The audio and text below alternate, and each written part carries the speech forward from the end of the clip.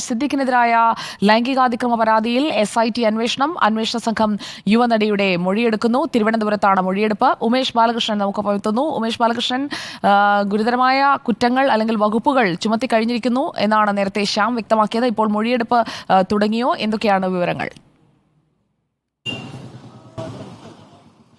തീർച്ചയായും വളരെ വേഗത്തിൽ തന്നെ നടപടിക്രമങ്ങൾ SIT ആരംഭിച്ചിരിക്കുന്നു. ഇപ്പോൾ വഞ്ചിയൂരുള്ള സഖി വുമൺസ് റിസോഴ്സ് സെൻ്ററിലാണ് മൊഴിയെടുക്കുന്നത്. അതായത് പോലീസ് സ്റ്റേഷനിൽ പോലും വിളിച്ചു വരുത്താതെ തന്നെ അവർക്ക് ഏറ്റവും കൺവീനിയൻ്റായ അല്ലെങ്കിൽ മറ്റ് ശല്യങ്ങളൊന്നും ഇല്ലാത്തൊരു സ്ഥലം എന്ന രീതിയിലാണ് ഒരു ചാരിറ്റബിൾ ട്രസ്റ്റിൻ്റെ ഒരു റിസോഴ്സസ് സെൻ്ററിൻ്റെ ഭാഗമായി നിൽക്കുന്ന ഒരു സ്ഥലത്ത് വെച്ച് മൊഴിയെടുക്കുന്നത് വനിതാ SIയുടെ നേതൃത്വത്തിലാണ് മൊഴി രേഖപ്പെടുത്തിക്കൊണ്ടിരിക്കുന്നത്. ഗുരുതരമായ വകുപ്പുകളാണ് സിദ്ദിഖിനെതിരെ ചുമത്തിയിരിക്കുന്നത്. ബലാത്സംഗം, ഭീഷണിപ്പെടുത്തൽ അടക്കമുള്ള ജാമ്യം കിട്ടാത്ത വകുപ്പുകൾ. അതുകൊണ്ട് തന്നെ ഈ മൊഴി ഏറ്റവും നിർണായകമാണ്.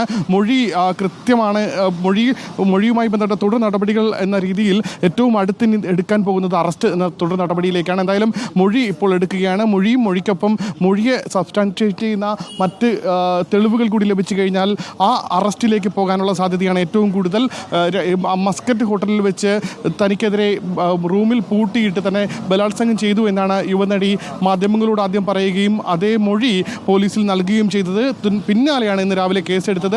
ആ കേസിൻ്റെ തുടർ നടപടി എന്നോണം വളരെ വേഗത്തിൽ തന്നെ SIT ടീം അന്വേഷണം ആരംഭിച്ച് നടപടികൾ ആരംഭിച്ചിരിക്കുന്നു. എന്തായാലും ഇനി ഏറ്റവും അറിയേണ്ടത് ഈ മൊഴിയുമായി ബന്ധപ്പെട്ട തെളിവുകൾ ശേഖരിച്ചു കഴിഞ്ഞാൽ അടുത്ത ഏറ്റവും നിർണായകമായ നടപടിക്രമങ്ങളിലേക്ക് പോലീസ് കടക്കും. അത് തന്നെയാണ് ഏറ്റവും നിർണായകവും. സിദ്ദിഖിൻ്റെ അറസ്റ്റ് എന്നുള്ള നടപടിക്രമങ്ങളിലേക്ക് കടക്കുമോ, അതോ അതുമായി ബന്ധപ്പെട്ട തെളിവുകൾ ഇന്നത്തെ ഈ ചോദ്യം ചെയ്യൽ ലഭിക്കുമോ, ഈ മൊഴിയെടുക്കൽ ലഭിക്കുമോ തുടങ്ങിയ കാര്യങ്ങളാണ് ഇനി ഏറ്റവും പ്രധാനമായി ഉറ്റുനോക്കേണ്ടത്. എന്തായാലും ഒരു മേഖലയിൽ SIT ടീം ഇപ്പോൾ അന്വേഷണം തീരുമാനിച്ചിരിക്കുന്ന രീതി ഇപ്രകാരമാണ്.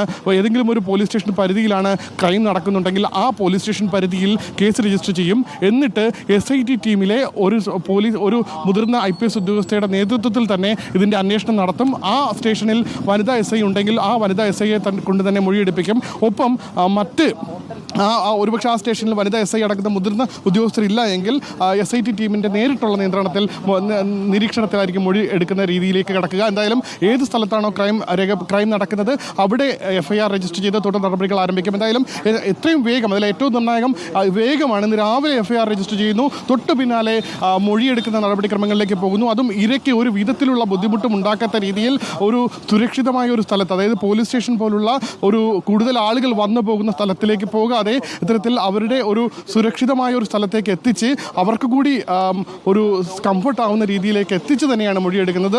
ആ രീതിയിൽ പലപ്പോഴും ഇത്തരത്തിൽ ഒരാൾ തുറന്നു പറയുകയോ അല്ലെങ്കിൽ ബലാത്സംഗം അടക്കമുള്ള വിഷയങ്ങളിൽ ഇര മുന്നോട്ട് വരികയോ ചെയ്തു കഴിഞ്ഞാൽ തുടർന്നുള്ള പോലീസ് നടപടികൾ അവർക്ക് ഏറ്റവും ദുഷ്കരമാണ് എന്ന് പലരും അനുഭവങ്ങൾ പറഞ്ഞിട്ടുണ്ട്. എന്തായാലും അത്തരം ഒരു അനുഭവം പോലും ഉണ്ടാകാത്ത രീതിയിൽ വളരെ വേഗത്തിൽ FIR രജിസ്റ്റർ ചെയ്യുന്നു. വളരെ വേഗത്തിൽ തുടർ നടപടികളുമായി മുന്നോട്ട് പോകുന്നു. ആ മൊഴിയെടുപ്പ് കഴിഞ്ഞാൽ ഇനി ഈ വേഗം അറസ്റ്റ് ഉൾപ്പെടെയുള്ള നടപടിക്രമങ്ങൾക്ക് ഉണ്ടാകുമോ എന്നുള്ളതാണ് ഇനി കാണേണ്ടത്. എന്തായാലും നടപടിക്രമങ്ങൾ വേഗത്തിൽ പൂർത്തിയാക്കുകയാണ് നിലവിൽ പോലീസ്. സുജയ. ഓക്കെ, നടിയുടെ മൊഴിയെടുക്കുകയാണ്. മൊഴിയെടുക്കൽ നടക്കുന്ന ഇടത്തു നിന്നാണ്, സിദ്ദിഖിനെതിരായ പരാതി നൽകിയ നടിയുടെ മൊഴിയെടുക്കുന്ന ഇടത്തു നിന്നാണ്. സഖി വിമൻസ് റിസോഴ്സ് സെന്ററിലാണ് മൊഴിയെടുപ്പ്. അവിടെ മൊഴിയെടുക്കൽ പുരോഗമിക്കുന്നു. ഗുരുതരമായ വകുപ്പുകളാണ് ചുമത്തിയിരിക്കുന്നത്. ബലാത്സംഗ കുറ്റമടക്കം ചുമത്തിയ കേസാണ്. അതിലാണ് ഇപ്പോൾ നടിയുടെ മൊഴിയെടുക്കുന്നത്.